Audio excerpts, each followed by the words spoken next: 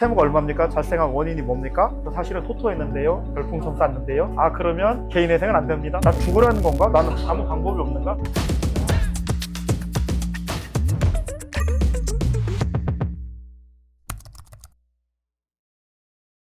사행성에서는 주식, 코인밖에 없는 건가요?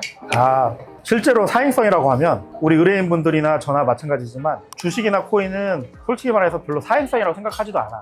왜냐면 그건 투자니까. 근데 이제 법원에서는 사행성이라고 생각을 하는 거고, 정말 사행성이라고 한다면 경마, 경륜, 토토, 카지노, 그 다음에 또 대표적으로 법원에서 불이익을 주는 게 아프리카 TV, 별풍선. 그러면 이제 법원에서 바로 보전 공고가 나오지. 아프리카 TV 넣은 돈 다 꺼내라. 얼마냐. 그러면 그거는 액면 그대로 청산가치에 반영이 되고 변제금이 높아지거나 변제 기간이 길어지는 데 영향을 주는 거죠. 그래서 별풍선은 청산가치에 반영이 되기 때문에 상감받지는 못한다. 옛날에 그 땡땡동 건물주라고 자기 건물주라고 소개하면서 빚내서 근데 그런 사람이 꽤 많더라고. 그걸 또 이름을 불러주니까 엄청 좋아하는가 봐. 큰돈 형님들이라고. 회장님. 큰돈 형님들. 그러면 채무의 대부분이 별풍선이면 답이 없다고 봐야 되나요? 이제 액수가 얼마냐에 따라 다르죠. 예를 들어서 내가 세후로 600을 번다. 근데 나 혼자 산다. 그러면 생계비 143만 원만 빼면 되거든요. 그러면 이 사람은 450만 원씩 내야 돼. 30개월만 해도 1억 3,500을 냈었잖아. 사행성으로 1억 3천을 잃었다. 그 사람은 충분히 가능한 거지.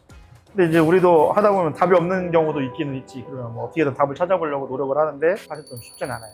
그런 분들은 이제 회생이 만약 안 된다 하면 개인 워크아웃으로 가야지. 개인 워크아웃은 그런 사유를 막 다 따지진 않아요. 대신에 원금의 대부분을 변제하되 변제 기간을 6년, 7년, 8년, 길게는 10년까지. 예를 들어서 채무가 1억 2천이야. 그럼 개인회생에서는 개인회생이 가장 긴 기간이 5년이니까 그러면 한 달에 200만 원씩 내야 된단 말이야. 근데 내가 200만 원 벌어. 안 되잖아. 근데 10년 동안 갚는다. 그러면 한 달에 100만 원씩만 내면 돼요. 그러니까 200만 원 벌어도 가능은 한 거지. 좀 팍팍하긴 하더라도. 그래서 개인회생을 신청을 했다가 만약에 개인회생에서 도저히 해결이 안 된다, 감당이 안 된다, 그러면 그때는 신용회복위원회에서 하고 있는 개인 워크아웃으로 많이 넘어가요. 그리고 신용회복위원회 개인 워크아웃 같은 경우에는 신청 조건 자체가 3개월 이상 연체가 돼야 돼요. 근데 개인회생은 연체나 이런 조건이 없거든요. 연체가 되기 전에도 신청이 가능해. 근데 의뢰인들 입장에서 3개월 연체는 사실은 쉽지 않은 거야. 90일, 하루에 한 번씩만 독촉을 받아도 90번 독촉을 참아야 되는 거니까. 그런데 개인회생을 신청을 하면 법원에서 금지명령 받고 그때부터는 이제 연체가 카운트가 되는 거거든요. 서류 심사하는 3개월, 4개월 동안 연체 상태가 만들어지기 때문에 그때 이제 선택이 가능한 거죠. 내가 개인회생을 계속할 것인가? 개인 워크아웃을 신청할 것인가? 그러니까 개인회생 하는 건데. 근데 인방에서 막 그렇게 돈 써가지고 회장님 됐어요. 근데 회생도 안 되고 워크아웃도 노답이에요. 그러면 파산하면 되는 거 아니에요? 정 방법이 없으면 그때는 파산을 할 수 있어요. 일단 개인 파산은 개인 회생과 달리 돈을 아예 안 내는 거예요. 그럼 이제 의뢰인분들한테 그렇게 설명을 하면 너무 좋아하셔. 그것이 나한테 솔루션이었구나. 안 내고 싶으니까. 네. 근데 당연하게도 법원에서는 돈을 안 내고 끝나는 게 아니고 신청인이 가지고 있는 모든 재산을 다 회수해가요. 그게 단점이지. 그러면 나는 재산이 없고 빚은 많으면 그러면 파산만 하면 되겠네.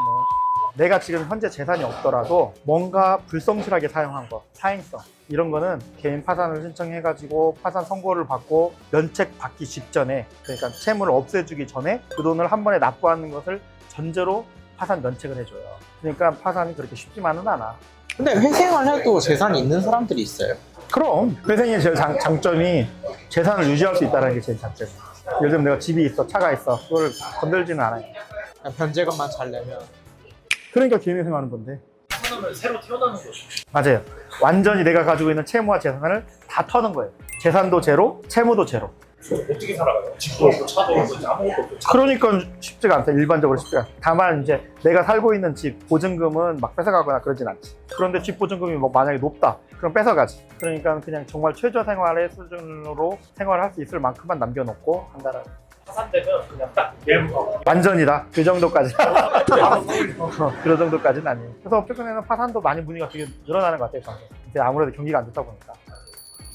근데 당사자는 0에서 시작할 수 있지만 가족이 있을 수 있잖아요. 남편이 신청을 하는데 배우자가 재산이 있다. 네. 배우자가 집이 있어. 어떻게 샀나 봤더니 남편분이 전세 보증금을 빼서 그 돈으로 집을 마련했어. 그거는 이제 남편 거니까 다시 뺏어오는 거야. 그런데 배우자분이 형성한 재산이 남편분한테서 기인한 것이 아니다. 그냥 독자적으로 한 거다라고 하면 그걸 다 뺏어가거나 그러진 않아요. 회생도 마찬가지예요. 부부의 재산은 각각 별개이지만 기여도 배우자의 재산에 내가 기여한 것이 있으면 그 액수만큼은 내 재산으로 보는 거지. 집이 1억인데 50도 50의 지분을 가지고 있으면 5천만 원만큼은 내 재산. 근데 이제 집을 반만 팔 수는 없잖아. 그러니까 돈으로 갖고 라는 거지. 5천만 원. 아. 자, 이제 그만하자. 개인 회생이든 개인 파산이든 신용회복위원회의 채무조정이든 답은 있으니까 포기하지 마시라. 자, 한잔.